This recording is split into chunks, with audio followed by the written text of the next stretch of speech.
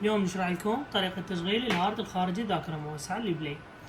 طبعا بعد ما تفتح عندك الجولدن هين، هاي الجولدن هين تهكيرة، بعد ما تفتح عندك تجي تركب الهارد، شكله بمنفذ اليو اس بي، شكله بالمنفذ مثل ما موضح.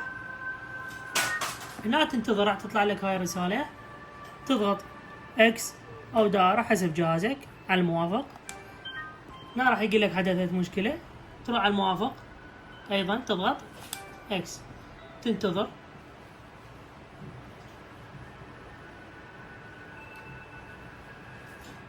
حاليا كمل التحميل، راح يطلع لك هذا الاشعار، الالعاب جاي تحمل. حاليا ماكو العاب، هسه راح تبدي تنزل.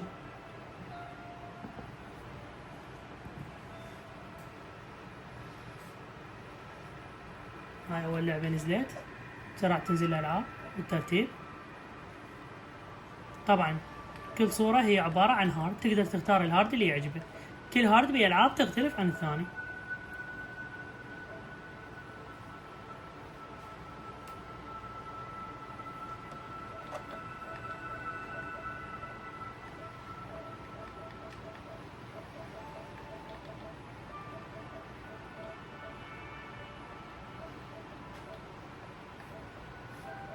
حاليا راحت هاي العلامة، يعني كمل الهارد، كمل تنزيل الألعاب كاملة.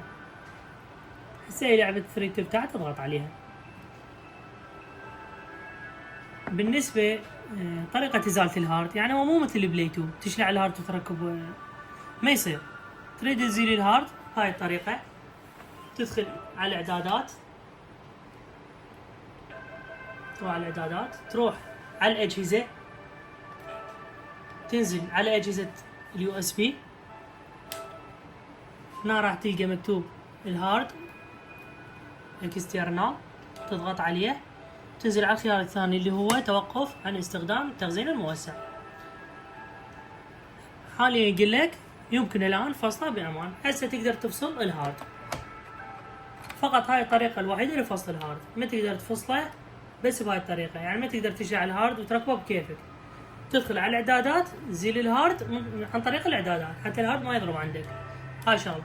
ثاني شغلة، الهارد ما يصير تركبه بالحاسبة. اكو وايد زباين يريد ينزل العاب من الحاسبة، هو ما عنده خبرة، يركب الهارد بالحاسبة ويفرمته. اليوم اكثر من زبون يسوي هاي الطريقة. الهارد ما يصير تركبه بالحاسبة، تريد تنزل الالعاب لازم تاخذ الاب اختصاص ينزل لك، مو انت تنزل. طبعا اكو بعض الزباين يعانون من مشكلة عدم ظهور العاب بعد تركيب الهارد. اكو حلين، يا اما تدخل للمكتبة، تروح للالعاب تلقى جميع الالعاب الموجودات في الجهاز، او الطريقة الثانية تروح على الاعدادات،